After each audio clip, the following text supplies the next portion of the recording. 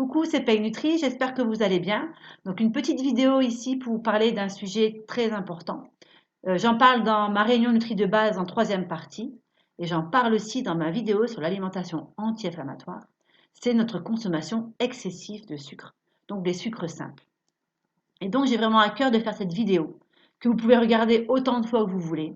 Et mon but est vraiment de vous faire prendre conscience de la quantité de sucre que vous ingérez et même souvent sans le savoir. Donc, quand je parle de sucre simple, donc ce sont les sucres rapides, on appelle aussi, ce sont vraiment des sucres qui font monter rapidement leur taux dans le sang. Donc, c'est vraiment le saccharose, le fructose, le glucose. Et donc, on va d'abord voir dans un premier temps dans quels aliments on retrouve ces types de sucres. Puis, on va voir, je vais vraiment insister sur justement ces sucres qui sont entre guillemets cachés, que vous consommez sans même le savoir. Ça, c'est vraiment très important. Puis, on va avoir un peu les conséquences. J'en parle aussi dans ma réunion, dans ma vidéo sur l'alimentation anti-inflammatoire et donc les stratégies pour limiter cette consommation de sucre. Mais avant de commencer, je vais un peu vous donner quelques chiffres. Je vais un petit peu en mettre tout le long de la vidéo. Il faut savoir que notre consommation de sucre a été multipliée par 10 en 200 ans. Dans les années 1800, on consommait 8 kg de sucre par personne par an. Dans les années 2000, on en consomme 80 kg. C'est quand même une belle différence. Donc, on retrouve ces sucres simples naturellement dans les fruits secs et aussi les légumes. Et là, l'avantage, c'est que ces aliments contiennent des fibres qui vont justement ralentir cette ingestion du sucre et pas faire monter son taux en flèche. On en retrouve aussi naturellement dans les produits comme le miel, le sirop d'érable, le sirop d'agave. Le miel était vraiment le seul sucre utilisé à l'époque. Il a été remplacé au fur et à mesure par le saccharose beaucoup moins cher. Mais le miel contient quand même beaucoup de minéraux, d'oligo-éléments, est antibactérien, antiviral, possède quand même beaucoup de propriétés intéressantes, même si effectivement il ne faut pas en consommer énormément. Mais on en retrouve aussi dans tous les produits agro-industriels, les produits transformés, sucrés, que vous connaissez tous, les bonbons, les gâteaux, les viennoiseries, les boissons sucrées, les confitures, pâtes à tartiner, les céréales, contiennent donc beaucoup de sucre, contiennent aussi malheureusement aussi donc des mauvaises graisses, des additifs, ne contiennent pas de fibres. Donc c'est vraiment aussi tout là ce danger, cet ensemble de choses qui font que c'est vraiment des aliments, on va dire plaisir à consommer de temps en temps. Ils sont vraiment pas bonnes pour notre santé. On appelle ces produits même des produits à calories vides. Ils ramènent de l'énergie, donc c'est vraiment du sucre, mais ils ne contiennent aucun nutriment, aucune vitamine, aucun oligo-élément. Donc c'est vraiment à consommer de temps en temps. Il faut savoir que dans les années 1960, on consommait 1 kg par an par personne de ce type de produit. En 2010, on en consomme 30 kg. C'est quand même aussi une belle différence et ça peut expliquer aussi les problèmes de santé qui ont évolué parallèlement avec cette consommation excessive de ce type de produit. Et là où c'est encore plus dangereux, c'est qu'on retrouve aussi ces sucres dans d'autres produits transformés. Ces produits transformés qu'on dit salés, où on ne pense pas du tout qu'on y ajoute de sucre. C'est donc tous les plats transformés de l'agroalimentaire, des plats préparés, mais aussi les sauces, comme le ketchup, la mayonnaise. Regardez un peu sur vos boîtes de conserve de légumes, souvent il y a du sucre. J'ai vérifié moi-même sur des boîtes de sardines que j'achète, il y a des boîtes de sardines où ils contiennent du sucre. C'est impressionnant de se rendre compte que le sucre est ajouté quasiment dans toutes les préparations qu'on dit salées. Et du coup, on ne pense pas du tout qu'on consomme du sucre. Et là, c'est vraiment très important, j'insiste vraiment là-dessus en fait, de faire attention aussi à tous ces produits transformés où on ne pense pas, mais le sucre est bien ajouté. En 1970, les 2 tiers de sucre simple étaient volontairement consommés sous forme de saccharose ajoutée. En 1990, les 3 quarts des sucres simples étaient inconsciemment consommés sous forme de saccharose et de sirop de maïs riche en fructose dans les boissons et aliments préparés. Donc on voit bien un peu cette évolution où avant, on prenait du sucre, on en mettait dans son café, on le savait, on était conscient, et maintenant tout est mis dans des aliments où on ne penserait même pas. Et donc on mange du sucre de façon inconsciente. Notre consommation actuelle de sucre est de 90 à 100 grammes par personne par jour. Et pour rester en bonne santé, nous devrions consommer maximum 50 grammes de sucre par personne par jour. Quand on sait que dans une canette de 330 ml de boisson sucrée, on a 35 grammes de sucre. Je vous laisse compter la quantité de sucre qui vous reste à consommer dans votre journée. C'est vraiment, vraiment plus grand-chose. Un deuxième exemple que je peux vous donner, pour vous montrer un petit peu la quantité de sucre qu'on n'imagine même pas consommer, c'est un exemple qu'on a eu au CERDEL. L'exemple d'une journée ordinaire d'un enfant. Donc, un bol de céréales au petit déjeuner, 2 biscuits en collation à 10 heures, un flan à la cantine, une boisson fruitée et 2 morceaux de chocolat au goûter, un yaourt aux fruits le soir.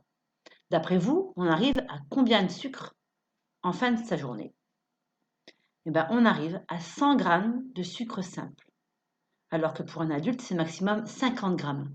Donc, vous vous rendez bien compte que sans le vouloir, parce qu'on n'a pas l'intention de donner autant de sucre à notre enfant, on donne pour nous des produits bons pour notre santé, eh ben, on a doublé notre quantité de sucre autorisée. Donc c'est quand même vraiment important. Donc les conséquences d'une telle consommation. Donc j'en parle dans ma vidéo sur l'alimentation anti-inflammatoire. Donc il y a déjà le surpoids. Donc l'excès de glucose est stocké sous forme de graisse. On a aussi des problèmes d'hypoglycémie. Quand on mange un produit contenant beaucoup de sucre, au bout de 2 heures, on a ce qu'on appelle donc l'hypoglycémie. On se sent un peu fatigué, on a encore faim, ou on peut être énervé. Donc on veut reconsommer un produit sucré pour pouvoir compenser. Et donc du coup, on devient dépendant à ce type d'aliment et donc on mange tous les 2 heures du sucre. Puis on peut faire aussi de l'insulinorésistance. Donc on a l'insuline qui persiste dans le sang. Le sucre a du mal à être utilisé par les cellules. Et cela amène au diabète, qui est quand même une maladie de notre temps.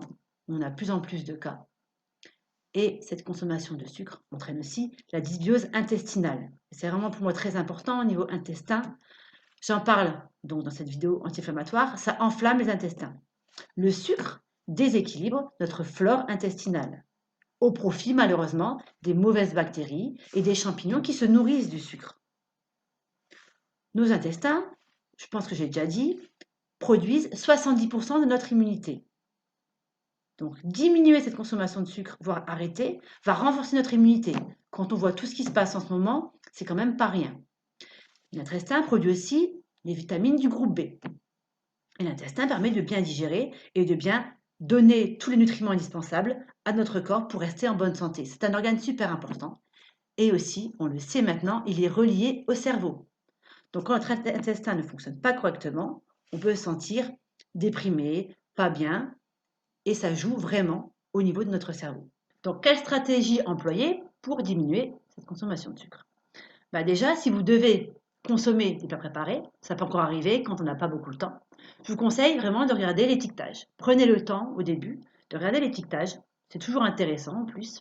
Donc regardez au niveau de la liste des ingrédients, si vous voyez sucre, fructose, sirop de maïs, saccharose.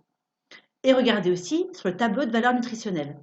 Donc vous avez protéines, lipides, glucides, et en dessous de glucides, vous avez toujours don sucre. Et c'est ça en fait qui est important de voir, le don sucre, et vous aurez vraiment les sucres simples.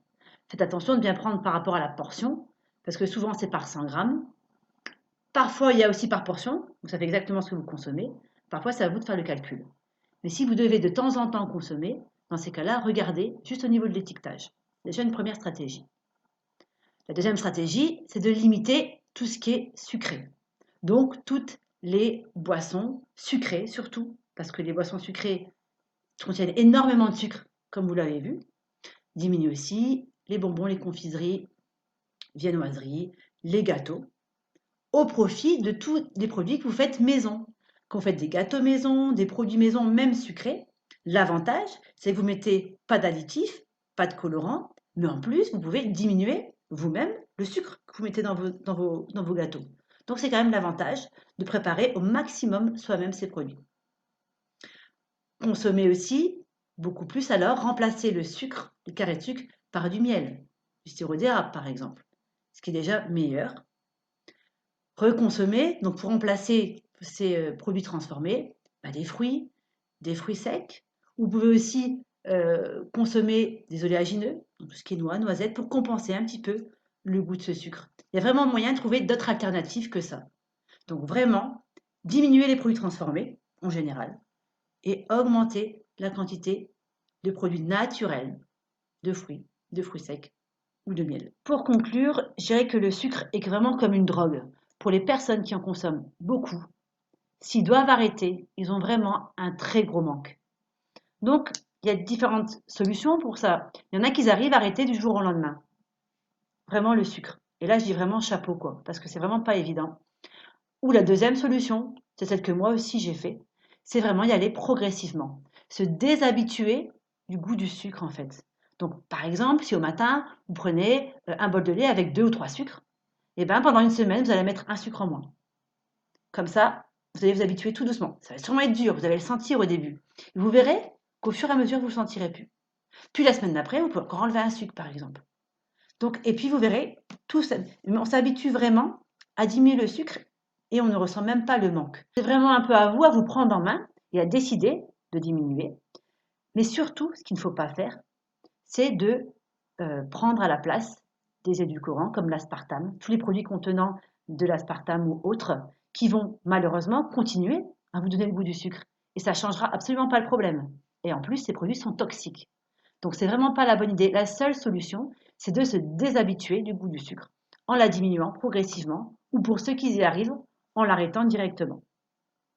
J'espère que cette vidéo vous a aidé à y voir plus clair et vous a aidé à vraiment voir l'importance, les dangers de la consommation du sucre et surtout de vraiment se rendre compte de tout ce sucre qui est vraiment caché et que nous consommons sans le savoir.